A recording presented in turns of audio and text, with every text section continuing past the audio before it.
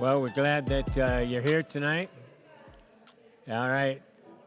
We're glad that you're here tonight and want to welcome all those watching online. You know, quite a few watching online. I want to do a couple announcements before we get started. Sad to say, next week I'll be in California.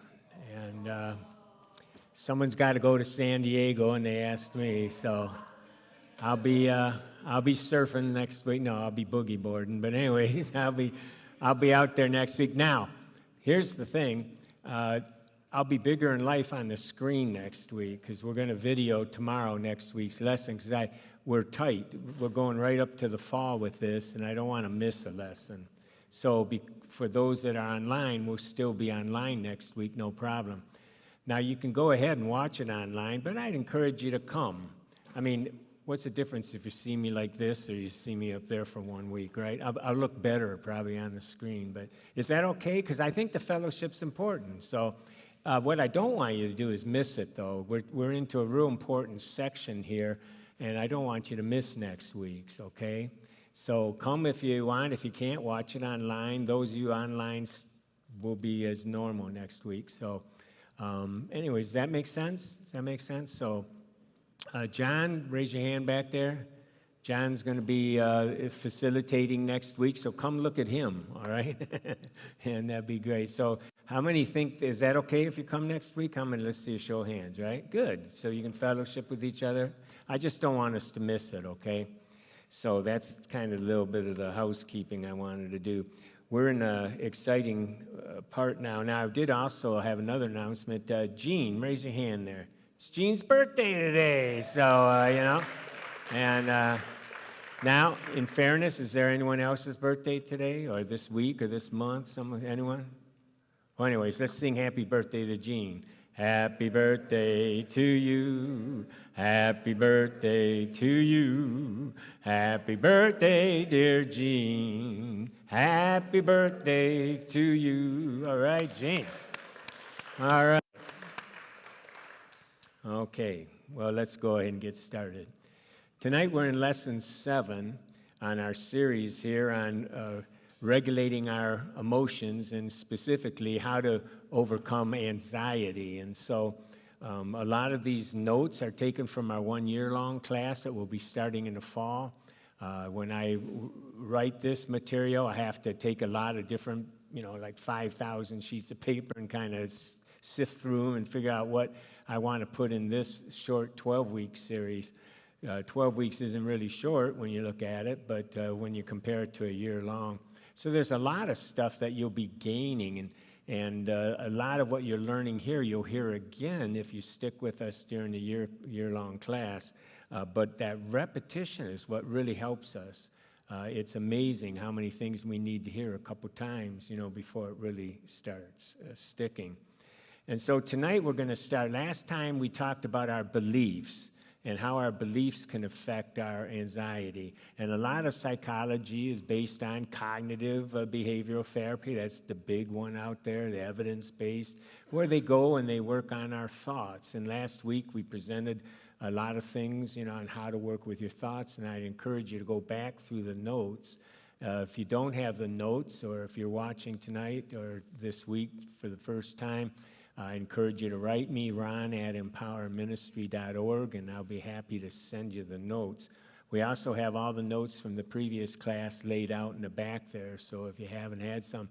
But take some time during the week to go over it. Now, if you're going to look for spelling corrections and errors and that, they'll be there because I haven't sent this to an editor, okay? This is my, and the older I get, the worse it gets sometimes. So this is pre-edited material.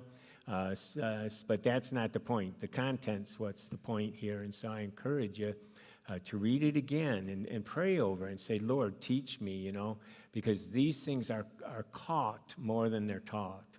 One time isn't just going to get you as far as if you go over it a little more. So I encourage you to do that. Well, we talked about thoughts. Tonight we're going to talk about the other part of our emotions, which I think when we talk about it will make sense to you. And how we can regulate it. So let's just ask God to speak to our hearts tonight, open our minds to understand some of this. So, Father, you know who we are. You know, Lord, all about anxiety. You created us with this marvelous brain and body. And Father, you know how we can regulate it. So teach us tonight. Open our hearts to hear these things. Give us wisdom, Father, and with the wisdom, give us understanding. We pray in Jesus' name. Amen. Amen. Well, last time, like I said, we looked at the different kinds of thoughts and beliefs that can cause anxiety and what we can do with them, okay? So thoughts, beliefs, predictions, they trigger us, and they cause us then to react emotionally. And we go into fight or flight or freeze. And so that's the part of anxiety, like I said, that's usually talked about. But what we want to talk about tonight is that there's actually two different parts of the brain that affect anxiety. When we're talking about a belief system, we're talking about the prefrontal cortex. And if you were here weeks ago, we went through, we talked about the brain and the different parts of the brain. And that rational part of the brain is where a lot of our thinking, we get our stinking thinking, right? And so we have to correct some of that. But there's a second part that causes us to react, and that's the amygdala, or the limbic, the emotional area of the brain. Now, that has to go off anyways, whether it's from a thought or anything else. But what happens when we're looking at the amygdala causing it, a lot of times it's because of a felt belief. It's a sensation. Something triggered us. If you know anything about addictions, you've probably heard the term trigger a lot, because all of a sudden you get a craving and it was triggered somehow. Well, this is a similar thing. Something is coming through our senses, whether it's something we see, something we smell, something we hear, something we feel. Something triggered us, and it caused us then to react. And in this case, we're talking about anxiety. It got us anxious. And so we want to look at that, because we want to look at, especially next week, some of the techniques that we can use to calm it down, because it's a combination of our sensations, our body posture, autonomic nervous system, all that works together. And when we can learn how to work with that, we can actually regulate our emotions. And that's taught a lot now. The emotional regulation is becoming more and more popular. My point, though, is that we want to go beyond that, and we will in a couple weeks when we talk about emotional relearning, because we don't want to just keep coping. Coping's fine, and we'll teach you the coping skills. But I'd rather us really change, right? We'd rather not have the constant anxiety if we don't have to. I can teach you how to calm down a panic attack, right? But wouldn't it be better if you didn't have panic attacks anymore? For those of you that had them, right? Right? The goal here is to really not have as much anxiety and know how to tame the anxiety as we go along. So, now, when activated, we're in the third paragraph on page 1 now. When activated by danger, the amygdala looks for the source of that danger. Now, I'm using specific parts. As we learn more about neuroscience, someone's going to say, oh, no, it's not that part, it's this axis. And, it doesn't matter. Tomato, right? I mean, the teaching right now is the amygdala, but really it comes through the hypothalamus. Do you really want to know all that? I don't think, we're not here to memorize all that. But what happens, sensations come into the brain and it triggers us. That's the point here. And then, now, at that moment, when danger comes, the amygdala, it makes an association. It makes association. And that association may be true, or in some cases, it's wrong. For example, if you touched a hot stove, what do you think your brain would tell you? Move, right? That's after you go, wow, right? I don't know that the brain have to tell you to move. You're already moving it, right? But that's really the brain is signaling. Pain is coming through, going up, saying, whoa, move it, right? That's an association, because next time you see a glowing hot stove, you're not going to touch it probably, because the brain, the amygdala is saying, danger, right? Well, I have an example, and I may have shared this before, but when I was around 10, 11 or something, I was out working, playing ball, real hot and sweaty, and an ice cream truck came by. At least I thought it was. It was a bakery, Ari Bakery in Detroit. But it said ice cream on it. So I thought, oh, cool, but all they had really was these drumstick type things, but it was French vanilla. Well, vanilla was the key word. I didn't know nothing about French vanilla. I noticed there was little specks in it, but it was real rich. You know the difference, the French vanilla, real rich. And so it left an impression on me. It wasn't just your normal vanilla.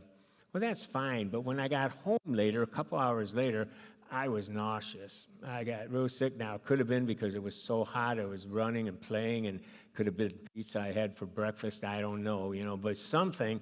And my stomach was upset, and I had a bad night. Well, because some of the stuff that came to my taste buds was French vanilla, guess what I never wanted to touch again? Yeah, French, did you ever do that? That was an association. Last thing I ate must have made me sick. I'm not going to touch. The thought of French vanilla ice cream for years just, Well, I remember once I was somewhere and I just had this craving for ice cream. And I was older then, probably 16 or something, and the only thing they had was French vanilla. But I was older and much wiser, so I decided that I'd go ahead and try it. Well, I didn't get sick. In fact, it tasted pretty good. And what I did then, the first association said what? Don't eat French vanilla. It's going to make you sick. Now, was that true or not? It really wasn't true. I got sick, but the association was false, okay? The second experience when I ate it and didn't get sick taught me what?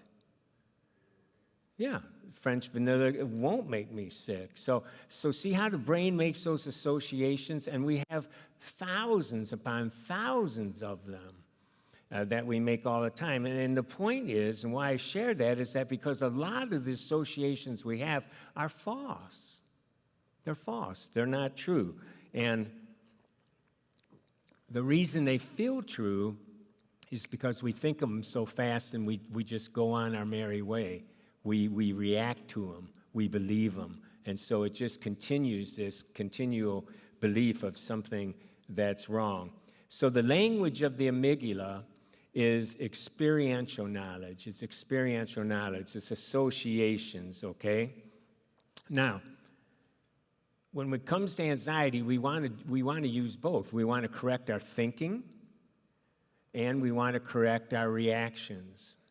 Now, once I knew French vanilla wasn't going to make me sick, I corrected my thinking, right? So that's cortex-based. So next time I was going to try French vanilla, the thought may come to me, I'm going to get sick. What did my brain, you think, tell me? No. I was correcting my thinking. Now, what if my body was reacting a little bit? I'd have to focus on my body, right? Relax and say, okay, take it easy. I'm going to be fine, right? So I use both. Okay, that's the point here. Look on the bottom of page 1. Imagine your anxiety is a car and you're heading full speed toward a cliff. You have 2 brakes here. One is the cortex. You can rethink something. Well, this isn't going to bother me, right? And so we can put those brakes on. The other one is the amygdala, and that's that calming. And we'll talk about the calming techniques. We can do that. Now, the point is, some work better than others. Sometimes we need to think things through. Other times, just relaxing and doing the calming techniques will work. I like to teach both. I'd just rather use both brakes, right? Because then we're taking care of the problem, not just the symptoms.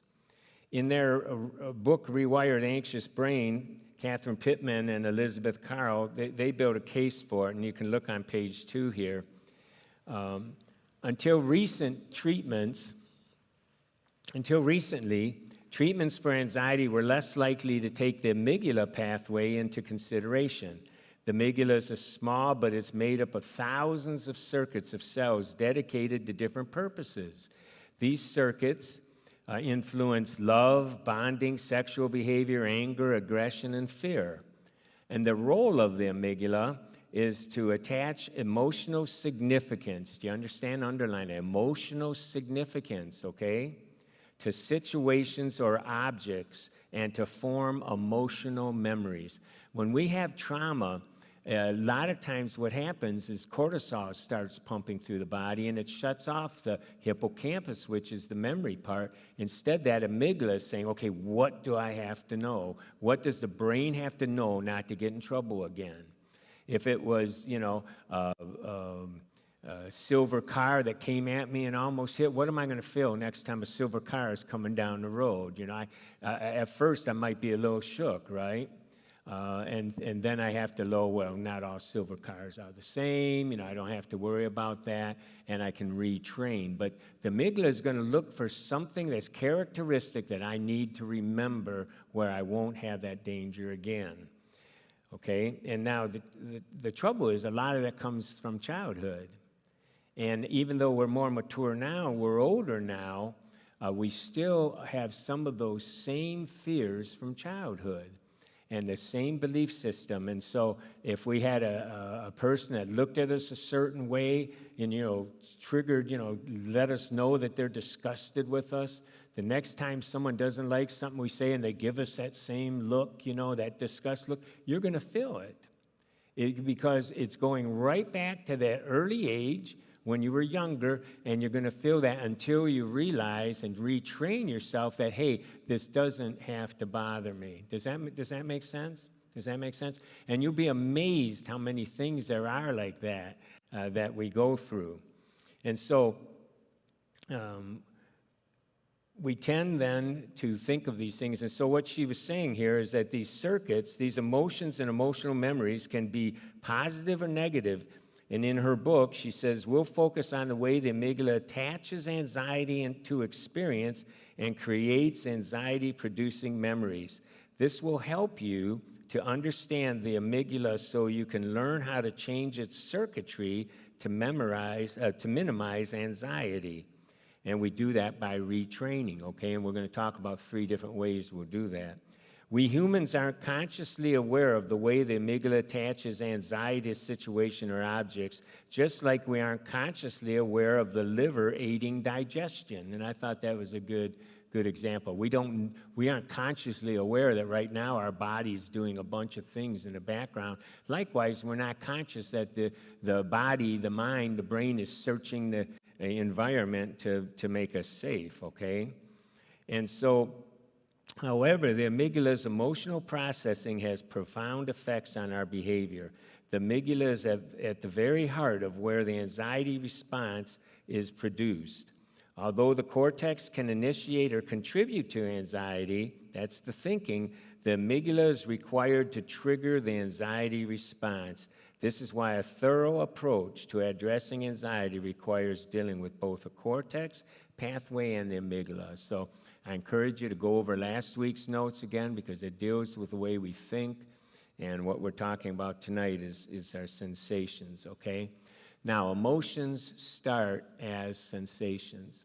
The root word of emotion means to move. It means to move. It gets us to move. Sensations, what we see, what we hear, what we feel, all those things get us to move. I was in my office working at home, and I heard some scratching on the wall. Well, that caught my attention. I thought, is that inside or outside? Because it makes a big difference to me, And so I had to get up and stop what I was doing, check the closet, check around, make sure it wasn't inside, okay? But isn't it? I'm just minding my own business, but something was out of context, right? Something I heard. Smell can do the same thing. The other day I was out walking and all of a sudden I smelled, gas, coming from someone's house, So I just lit a match to see if it was, no, I didn't. But anyways, that it alarmed me a little bit, and I thought I better run. No, but it wasn't that significant, but it's something that caught my attention.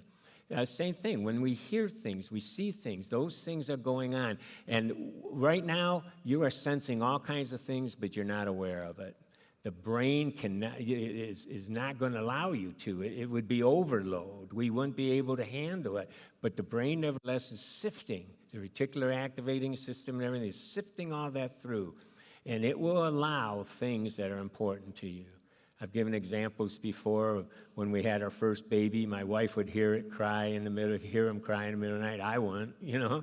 But if something thudded on the roof, she'd be sleeping, and I'd be, what's that, you know, because we had priorities.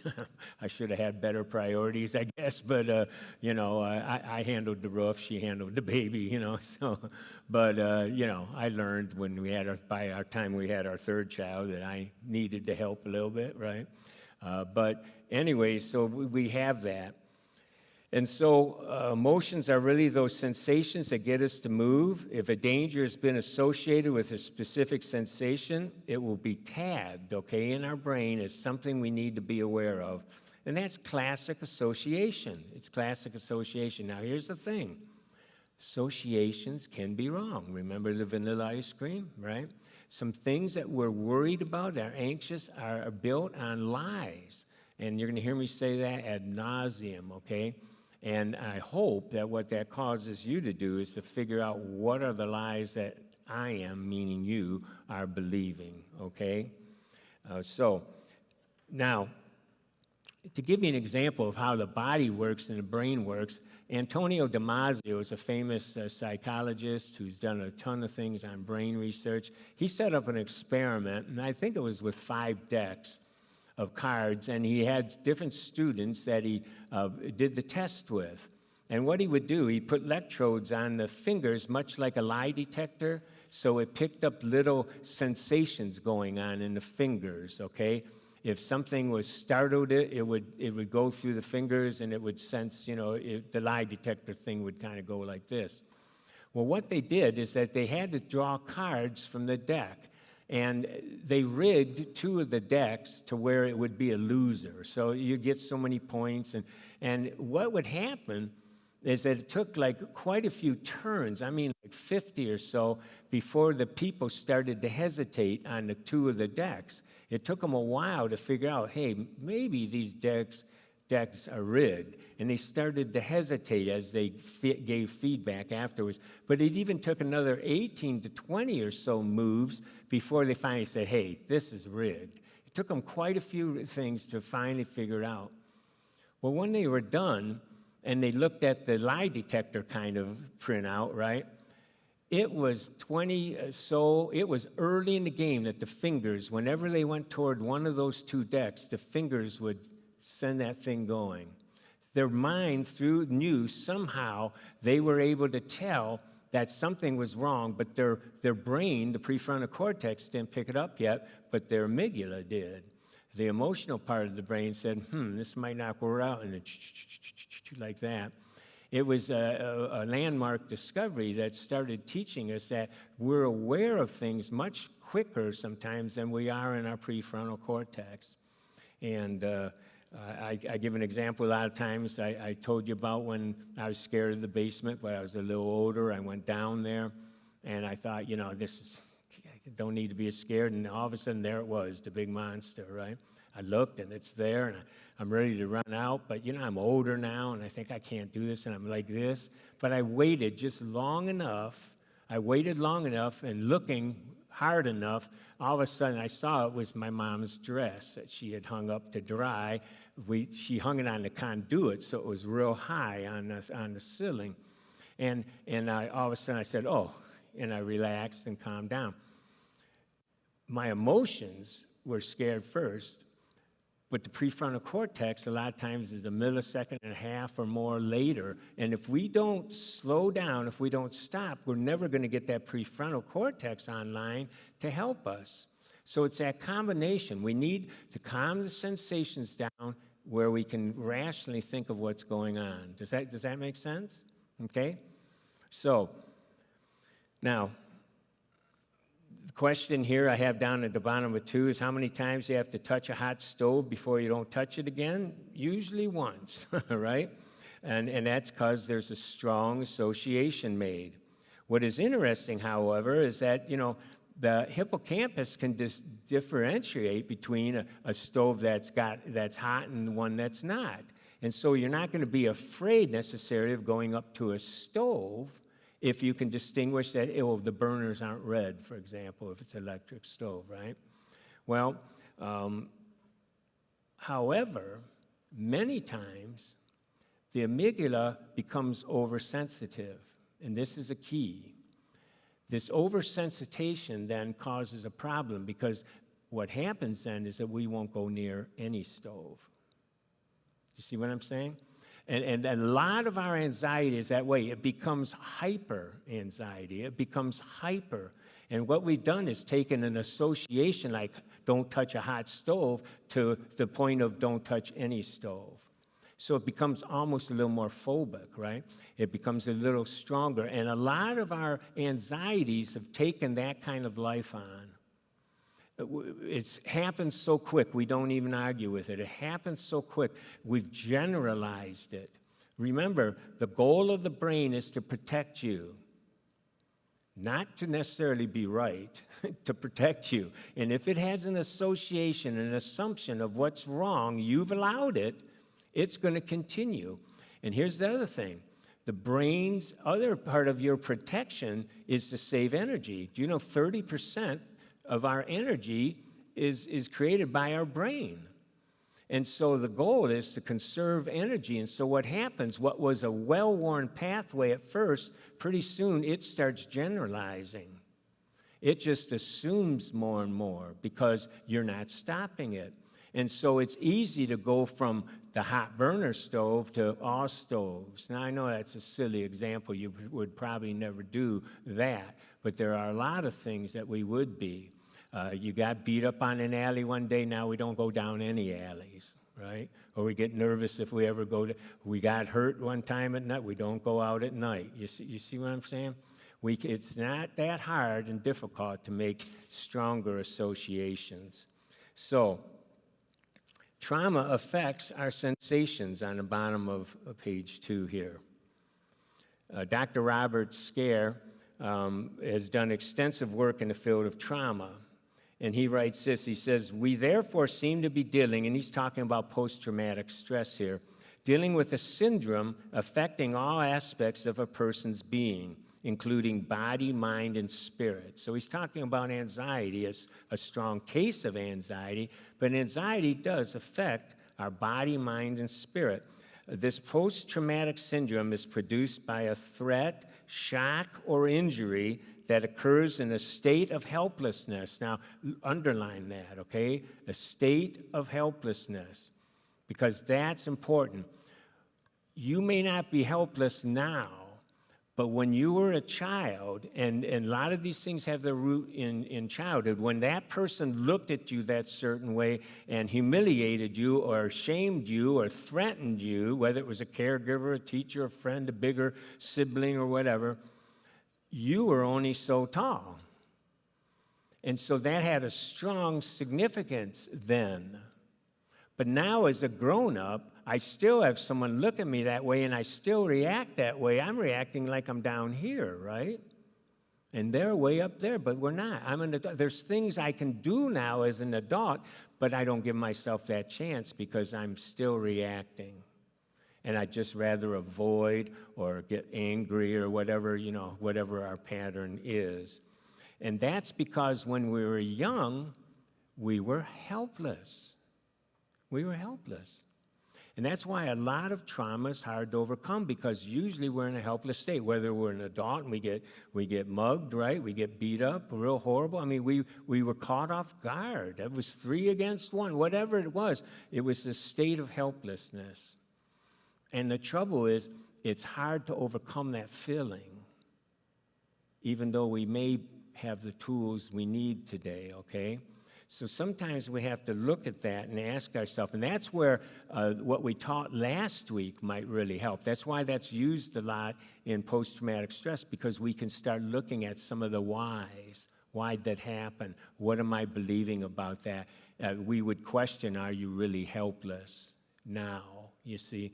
And so we would approach some of the thinking, but we would also have to approach the feelings, right? Because when you feel panicked, you aren't thinking, right? So just changing the thoughts alone, we have to retrain the body as well. Is that making sense? Okay?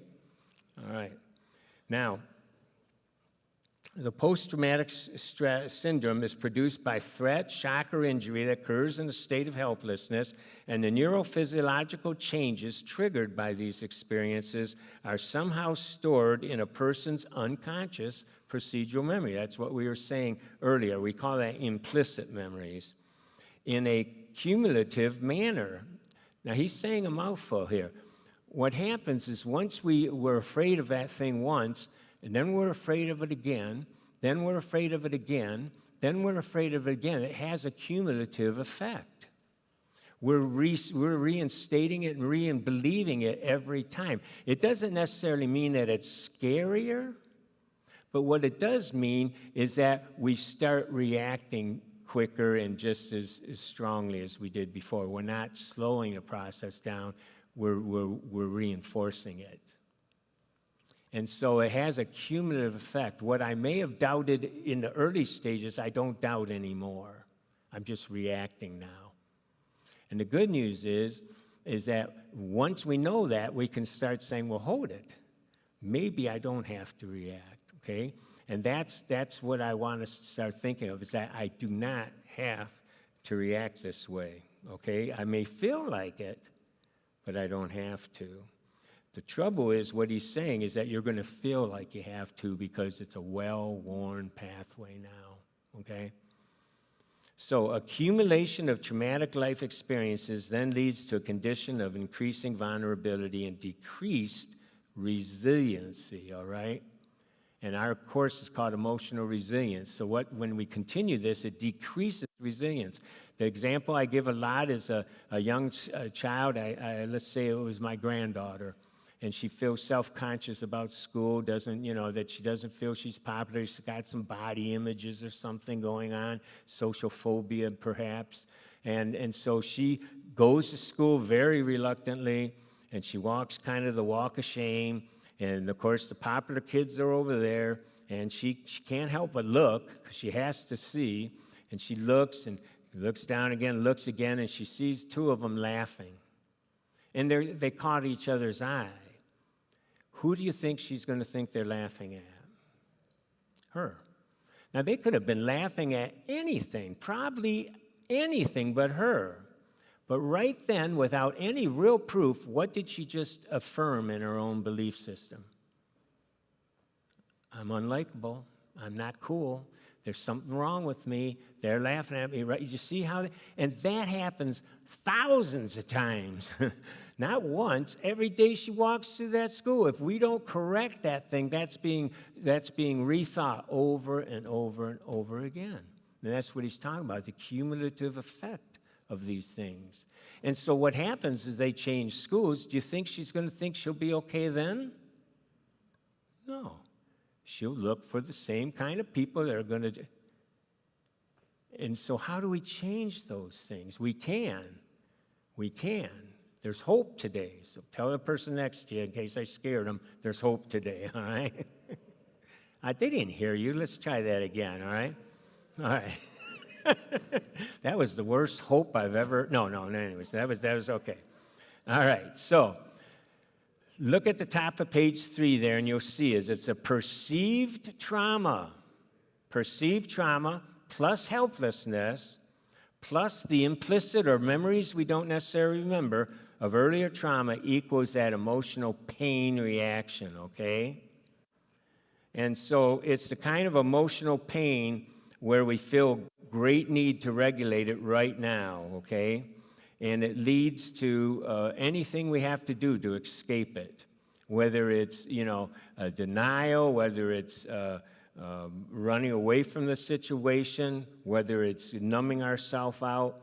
That leads to all kinds of different escapes. We could put it in the body and we start getting chronic illnesses, other symptoms, okay? Now, part of the thing we want to do is that we want to start learning a better emotional language, okay? More precise. And so on page 3 here, The formula we used earlier, right above it, said perceived trauma. And I was deliberate in using that choice of words because many times the trauma we're reacting to is perceived. It's not actual trauma. There was not a monster in the basement. But to me, there was something there. I was afraid of it, but there really wasn't there, okay? And a lot of our fears are perceived. We were deliberate in that choice of words. Many times the trauma reacting is perceived and it's not actual trauma. If we're going to stop from reacting when we are triggered, we'll need to be able to distinguish between the different levels of threat. Many of our deep emotions ruminate over and over again inside our heads. Our thoughts, our self-talk, moving so fast, it can also often be confusing and misleading assumptions, beliefs, and thoughts. And so we're going down this pathway, and we're not stopping to really think about it. Am I correct? Is this really true, right? Our implicit memory, bodily and visceral sensations, immature childhood belief system, they cause us to feel certain ways. All inside our heads, it's difficult to look at what we're feeling rationally. Instead, we're simply driven by these strong impulses, emotions, and habits, okay? And now to stop them, we need, these deep habitual pathways. We have to stop and integrate our left brain logic, okay? And language is one of those tools. Fear comes in different sizes and shapes, right? Anxiety comes in different sizes and shapes. We need a more precise language, okay? Not all emotions the same. There's a difference between love and lust, for example, right? There's a difference in anger between rage and irritation. Our brain is a predicting machine and uses assumptions to predict the future. You ever been around children? I've been babysitting lately, and all of a sudden, sometimes they can react in real anger towards something that really was just an irritation. It wasn't a life threat, but they've learned that the louder you get, perhaps the more people react, all this, and all of a sudden they're fighting over something that wasn't really a life-threatening situation. And when you really look at it, it was a small irritation, and it became a habitual reaction. You got to remember, we got to ask ourselves, why am I doing this? Why am I reacting? There's a lot of times there's a gain. Anger, there's a lot of gain. Acting angry like that does what? Gets rid of the person, right? Or gets them off my back. Instead of having to solve something, I'll just blow up, and I won't have to deal with it. Well, same thing with sadness, same thing with anxiety. If I can just be anxious enough, they'll leave me alone. We have to ask ourselves honestly sometimes, what am I gaining from this behavior? Sometimes there's a gain. And we have to remember that a lot of times anxiety is a choice. We have a choice. I'll never forget when I was in the height of the anxiety in my 20s and that, because mine lasted a long, long time, 15, 20 years I was working with it. And I remember the book came out, Happiness is a Choice. And I never thought of it that way before. And the book was okay, but the title is what grabbed me. And I thought, well, gee, if happiness is a choice, maybe anxiety's been a choice. And it really started me thinking that, I have a choice? And I think it's important that we know that we have a choice today, okay? And that's exciting. Now, it may not feel like it at first, but as we add all these things together, you're going to see that we're going to have a lot more choice than we thought. Well, one thing that will help sometimes is to have a more precise language of what we're really reacting to. So look at page 4 there. I took some different emotional words, and there's other ones out there. Some people have pinwheels, with it and that, and you can look up different emotions if you want. But what I'd like you to do is take this home and look at it and ask yourself, okay, which one of these words, is it fear, anger, surprise, some of these. But look at the fear category since we're talking about anxiety. There's different kinds of words. There's horror, nervousness, hopeless despair. I mean, there's huge differences in those words. And we need to start to be able to characterize or what kind of anxiety we're having. Is it an alarm, a shock, a fear, a fright, a terror, a panic, hysteria? Or is it a tenseness, an uneasiness, an apprehension, a distress? Is it, helplessness, and so there's different degrees, and, we need to be able to pick up some of our things. Now, some of it may come in the area of disappointment as you look at sadness down. Sometimes our anxiety is over what's going to happen. I'm going to be disappointed. I'm distressed. I'm discontent. So a lot of times it helps us to look at some of the words and say, what am I really sensing here? What am I feeling? Because the good news is I don't need a one-fits-all size reaction. A lot of times we're freaking out, we're anxiety, we're being over anxious to something that maybe we don't need that level of anxiety, and just being clearer on what's going on here might allow us just to bring it down a notch or two. Does that make a little sense? If we can start to figure out what am I really sensing here, I think that will help, okay? Well, there's three different ways that we can, and there's probably more, but three that we teach in here that can help us with anxiety, and you can see them on the top of page 5. We've already talked about correcting our thinking, and we need to be, we need to look at the logic of what's bothering us. We need to be our own detective. We need to treat our own self with self-compassion just like we would someone else. If someone came to you with the same anxiety that you have and explained your situation to you, their situation that's like yours to you, how would you comfort them? What would you say? What would you want them to think about? How would you challenge that? Now, maybe you'd just listen for a while, but eventually would there be something that you could say that might help them?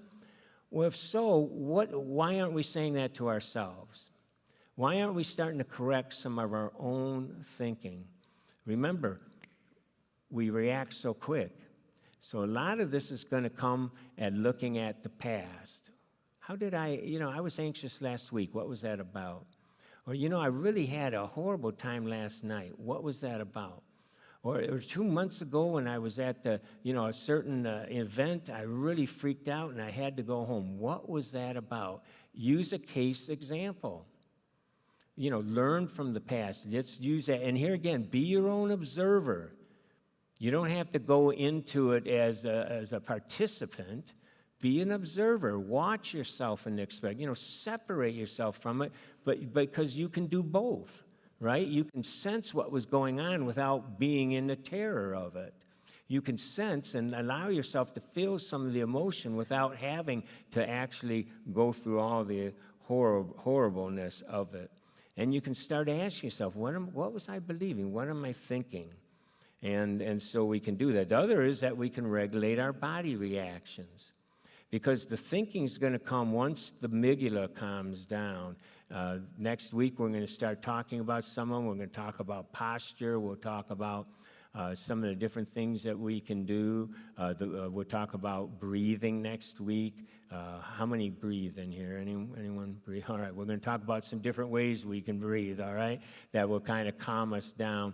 Following week, we'll talk about relaxation, how we can do different kinds of relaxing techniques and stuff. And then we'll get back into some of the, how can we change what we're really thinking? Well, how can we change some of those deep-seated beliefs? So that's kind of where we're going. Now, we react to emotions in different ways. If you look at the top of 5, how do we react? There's many ways to react to the emotional pain that we feel.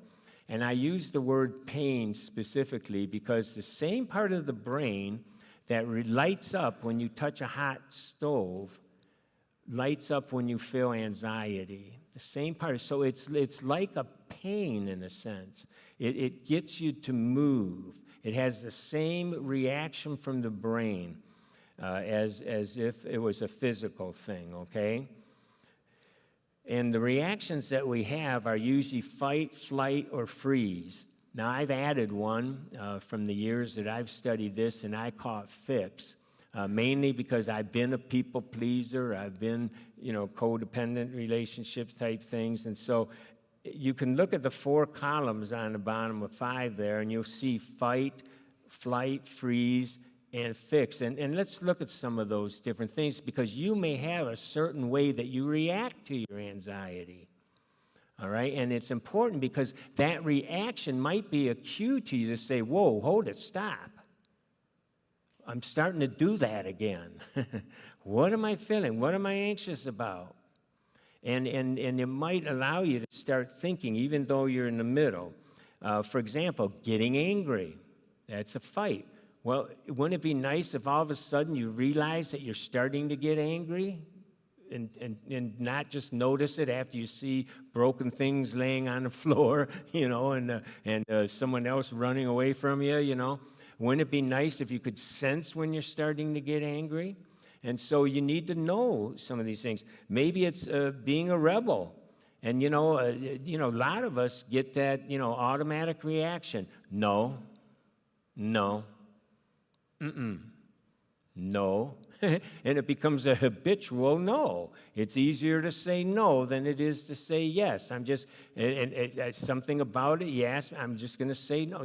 Some of us have that. That's our reaction to something of losing control, perhaps, right? Sometimes it's scary. We get anxious because it's a control issue. Yelling, hurting people physically or verbally, controlling a situation, dominating a person, getting critical, humiliating people. I mean, there's a lot of these things that we need to sometimes see, am I doing this? Because it's not too late to correct these things. But uncorrected, it doesn't make for good relationships. Another column is flight. Now, that's where we escape. We want to get out of it. Maybe it's daydreaming. Maybe it's an addiction. Maybe it's avoid talking about things. We just don't want to talk about it. We just won't deal with it. Maybe we push people away, or now, we're constantly sick. We got this, doctors can't figure it out, but man, we just got all these body ailments, and a lot of it could be due to anxiety and stress, right? And our body bears the brunt of it. It could be avoiding conflict, right? Another one is freeze. Now, this is something I went into. I was more into the flight and freeze, and that's where, you can get phobias where you just won't deal with it. You dissociate where you're kind of like floating, you're kind of out of it. Panic attacks kind of things, or you're just stuck and your brain is just rotating. You can't let it go. You might detach a little bit and just, I'm not just a total avoidance. You're not even dealing with reality, and that it has this kind of hyper panic kind of feeling to it, and that's where I was a lot. Now, the fix is where, in order not to get into some of these things, we tend to fix things. And so we acquiesce to the situation. We subjugate ourselves to the other person. We placate. We people please. That panic that comes from someone not being happy with me would cause me to want to freeze or take flight. And rather than do that, I'll do anything. I'll fix it. And so for me, I'm not going to get any clues from flight or freeze because I ain't going to get there, because I'm going to fix it. You see what I'm saying? And that people-pleasing becomes very obsessive. It becomes very, the thought of someone being upset with me just terrorizes kind of thing. And so I needed to work on that, you see. And so I would have never got there. I would have looked at this list and said, well, gee, I'm not doing any of these. Why? Because I was in the fix column. I was old enough now, I knew how to deal with it. But I wasn't really dealing with it at all. It kept the anxiety alive. I was being run by anxiety. Does that make sense? That's why I added that, because I think there's a lot of us in that boat. We're coping. That's a coping mechanism almost. okay? And you can look at a lot of these as coping. If that word helps you figure out what you're doing, then use it. How are you coping with your anxiety? Because we want to do more than cope, okay? And there is hope for those of us that cope, all right? I won't make you say that to each other, but I felt like it, though. All right, now, page 6 here. The question is, how do we regulate our emotions? How do we become resilient? How do we bounce back, right? Return to peace and joy and calm down. And so that's what we're going to look at. We want to go from being reactive to being receptive. And if we can use that term, you can underline that, receptive and reactive, because it's a key word here. Anxiety is a reactive state, okay? And what we want to do is be able to be receptive of the situation long enough to see if we need to be anxious, okay? Now, you're walking into the street, a truck's coming down, you don't want to be too receptive at that point, okay? A reaction might be the stronger thing there. But we're not talking about that kind of thing. We're talking about these anxieties that we're struggling with. And the question is, are we being receptive or are we going right into a hyper-anxious state? And so we want to look at some of those, okay? So how do we get away from reacting and move toward receptivity? Well, number one, we want to stop and realize what's going on. What's going on, okay? And so that's part of the reason we want to be able to see some of the things that are happening in our body. We want to sense what's going on in our body. So as soon as we feel, some of the things, and we'll get to that in a minute, we want to be able to slow it down, right? Slow, all of a sudden go in that slow mode.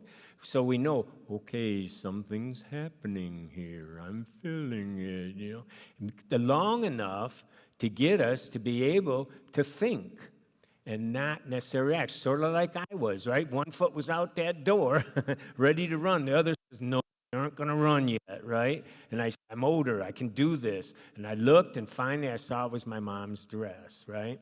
Well, that's kind of coming into a maturity, because that's, I was older then when that happened, and I felt embarrassed to myself, but, because I should be over this, but that's not the nature sometimes of phobias and fears, right? Doesn't necessarily have an age limit to it. So I had to plant one foot where I went and stop, and that's what we have to do, slow it down, plant that foot, and we'll talk about grounding next week and some other things, okay? So a lot of times if we can slow it down, and I put right in the middle of that page, you can circle that. What am I feeling? What am I thinking? What's the consequences of what I'm afraid? And we kind of went over that last week, but I put a chart here for you and gave an example, and you can take it home and look at it. So, for example, a body sensation may be like a sullen chest, okay? You're kind of like this. And the emotion then might be sadness. The negative belief is I'm defective. The perceived consequence of being defective is defective things get disposed of. Now, here's where the anxiety starts to come in. Just being defective, some things I'm defective of, I could care less, But if it's a deep-rooted, oh boy, somehow I'm gonna, this is a real defection, something's really wrong with me, then the presumed thing is I'm going to be disposed of. And what's the end result of that? I'm going to die. Am I going to die as an adult? No. But as a child, where a lot of these things came from, abandonment and rejection is a death sentence to a child. I mean, we're vulnerable. We're vulnerable. And you've heard the term gaslighting and things like that. People that use that kind of stuff want to keep you vulnerable. They want you to keep you in a place where you feel something's wrong with you. You're crazy. Things are right. You're defective. They want to keep you in that state of mind where you believe it. And the thing is, those are lies. And when we can start to say, look at another one here, slumped shoulders. The emotion is shame. Now, shame is a hard one, and I was shame-based. A lot of my stuff came out of this shame-based feeling about myself. And shame's a hard one, shame, And the negative beliefs, I'm unwanted. Well, unwanted things get discarded. and then I'll become a non-being. Do you see as you go down farther, they're very similar? I mean, it's not much difference, because really once you start getting there, defective things, damaged things, the end result is, to a young child, I'm going to die. I'm going to be I'm going to annihilate. And it's that kind of fear that grows up with us. And part of maturity is seeing that that's not true. But we'll never get there if we keep acting out in anxiety. Did you see? We never stop to get to that place. Logically, it makes sense. But we're not dealing with logic. We're dealing with the emotions here. We're dealing with bodied beliefs. It's in our body. We've got to retrain that, okay? And so I just wanted to give you some, tightness in chest, butterflies, right? That's fear and anxiety. I'm exposed. Now, that's a common one. This feeling of someone, if they only knew what I was like, they wouldn't like me. If they only knew the real me, and we go hiding these things, right? And there may not even be anything wrong with us, but it feels like it. So the question is, in each one, is what's the truth? What's the truth? Well, the truth, look at the bottom one. I'm not going to die. I can give it up to God. God created me. He will never leave me. I am safe. I'm protected by God. His love casts out all fear. There's a truth. We don't end with a lie. We start to believe the truth. But we don't just believe it here. We need to believe it here. And that's emotionally relearning the truth. And so this truth needs to be emotionally learned. And that's where we'll learn that we can do it different ways. One is through experience. As we experience it more and more, our brain starts to understand this is true. I don't have to run from that. There's nothing to be afraid of. So experience helps it. Sometimes it's that aha. Oh, is that what that meant? You found out a secret, that really amplified everything, that said, oh, Mom didn't mean that, oh, great. Now the whole logic of your fear is dismissed. Sometimes it's a certain aha like that. And so there's different things that we'll talk about, okay? So the next thing, not only do we need to know name the sensations, we need to sometimes feel where it's in the body, okay, where it's in the body. Because that's the clue. They start as sensations first. And so we want some body awareness practice. And you can see that on page 7. And what I want you to do is start thinking about some of the anxiety that you've had, and where do you feel it in your body. And not just where you feel it, but what does it feel like. And you can see a bunch of words that I've put here. This Allison Saran came up with a bunch of different ones, that help us sometimes explain our sensations, right? It's floaty, or it's grounded, it's hard, it's lengthy, it's hot, it's light, playful, different kinds of words. And somehow we need to be able to describe it a little bit better. And so one of the things I've done here is allow you to do a body scan, for example, on page 8. And what you can do, and I'm going to take you through this again in a few weeks, but let's go through it real briefly here. And that is, you can start with your head and what you want to do in your neck and that, and you just want to ask yourself, do I feel any pressure? Is there any soreness, any tightness? And then what you want to do is see if you need to relax. Okay, let's say that, your neck's a little stiff. Well, just breathe and relax and see if it calms down. If it calms down, is there a difference? You want to be able to tell the difference between what it's like when it's tight and what it's like when it's relaxed. Because if you can start to figure out what that's like, right, then you'll know that's a clue that, maybe I'm tense, maybe I'm upset, maybe something's going on here. And so you can do that with each, like the forehead. Are you like this? You'd be amazed how many times we're going around like this, and then, and then you kind of relax and you go, oh, man, does that feel different, Well, what's this mean? What kind of look is that? Besides horrible, I mean, it's a worried look, right? A worried look. Are we walking around all worried? Well, when we relax it, all of a sudden we can feel difference. But guess what the norm might be? This. You'd be surprised how a lot of the things are our normal. We're hyper vigilant, walking around like this all day long. And until we do a body scan to see if it's there, and then to relax and see if it feels different, we'll never be aware. We want to know what some of these sensations are, where we can start to sense that, maybe I'm in a worried state. Maybe I'm in an anxious state. Because that's when we can start saying, what's going on? What am I thinking? What am I believing?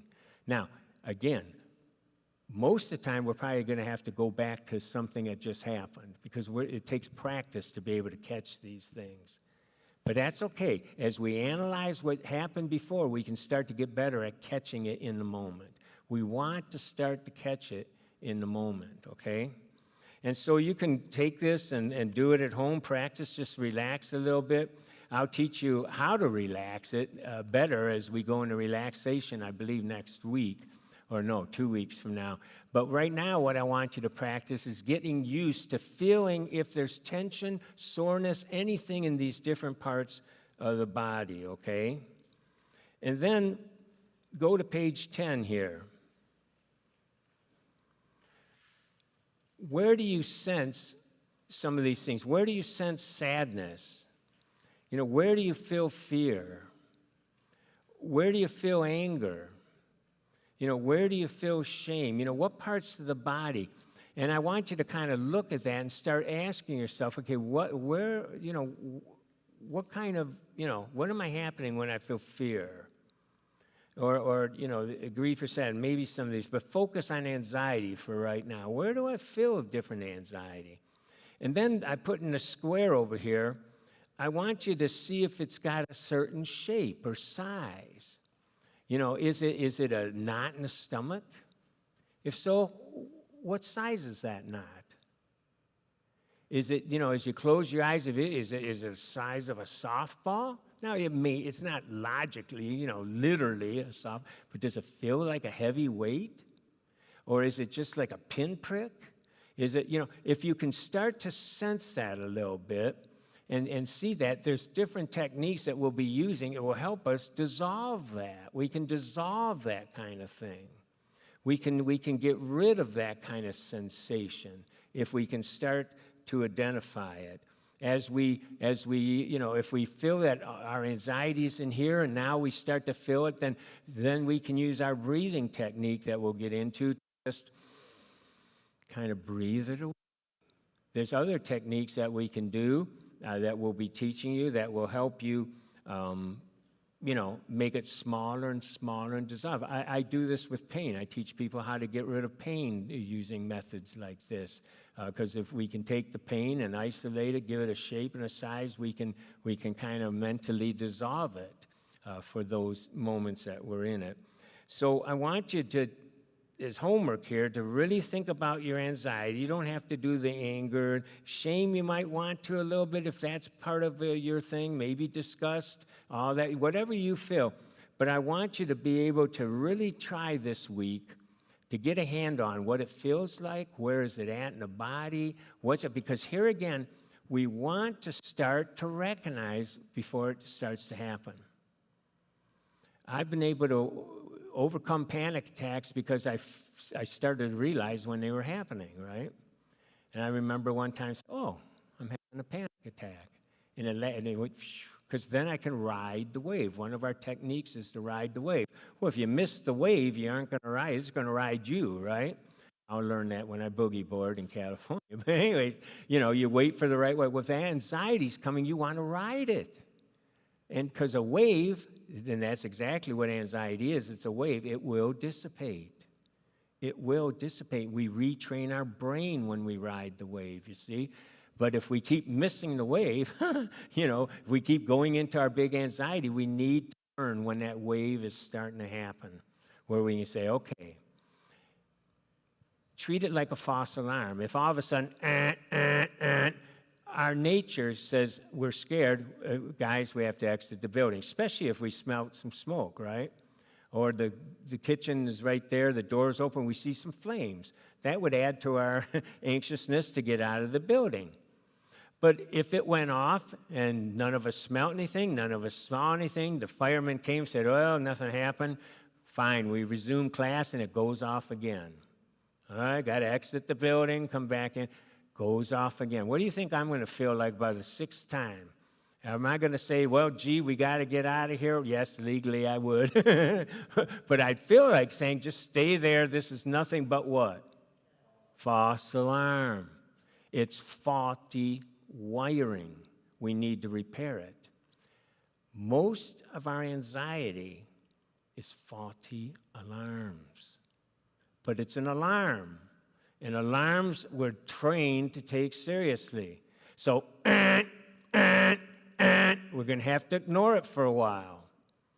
It's going to be hard to ignore that for a while. We're going to have to ride the, until it dissipates. And it's going to be counterintuitive.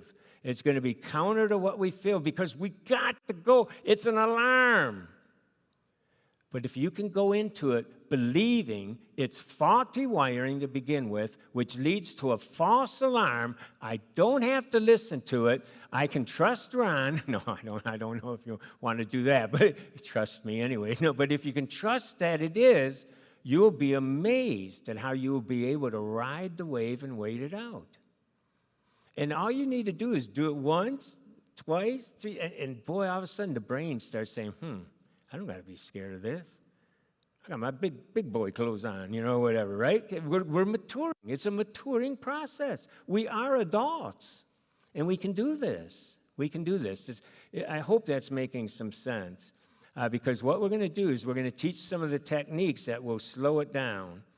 And so, the second, we want to react more positively. We want to start, now look at page 12, we'll finish here, okay?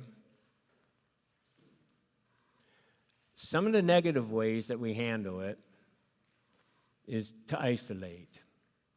Isolation is a kiss of death. If you've got phobias that's keeping you home and you're not going places like that, get some help.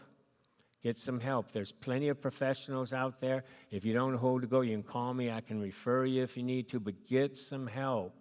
There's no shame in getting help. You don't need to isolate. Isolation is not going to help. And that's easy for me to say. I know a time in my life when I wanted to isolate, okay? I do. But don't isolate. We can overcome this, all right? Other times we go into a panic mode, right? We want to start realizing if we're in a panic. Don't be embarrassed. If you're panicking 3 or 4 times a week, all that says is that you're panicking 3 or 4 times a week. Let's work on it, right? Let's get that down. These things are workable. We can work on these things.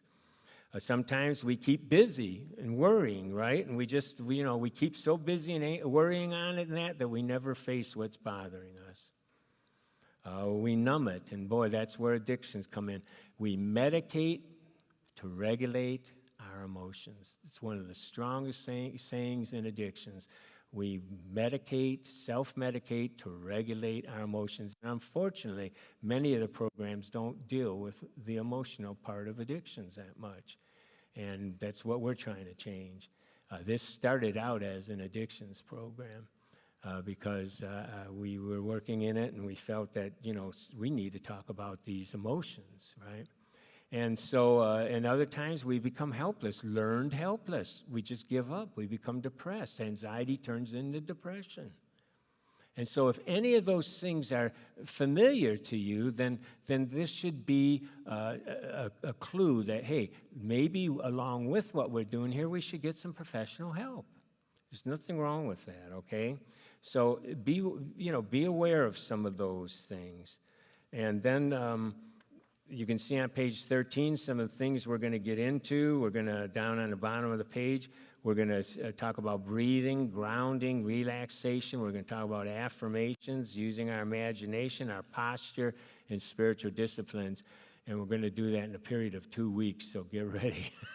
We're going to be running, but we can do it. So I'm hoping that you're putting some time in at home on this. I mean, I could stretch this into a 30-week class. It'd be no problem, and we really could. But I'm hoping that you'll stretch it by taking some of these things, looking at them, doing some of the work, okay? And so let's pray and ask God to help us as we get down, and we're going to start next week some of the things. And I think for many of us, we'll start seeing immediate results because some of these techniques will at least slow the body down, and then the thinking can follow, okay? So let's ask God to do that for us. Father, you know us. You know each one here and each one watching. And Lord, you know how anxiety can just eat us up. And Father, we want change. And Lord, we want things to be different in our lives. And so, Father, help us. Give us the wisdom we need. Help us to look this over again and start to really understand some of it. Help us to learn some of the techniques that will help us ride the wave. And Lord, help us learn the truth to overcome some of these lies that we believe about ourselves. So, Father, thank you that you care. Thank you, Lord, that it's not your will that we become anxious, that, Lord, your perfect love can cast out all fear. So I ask that for each one of us, and we pray in Jesus' name. Amen. Amen.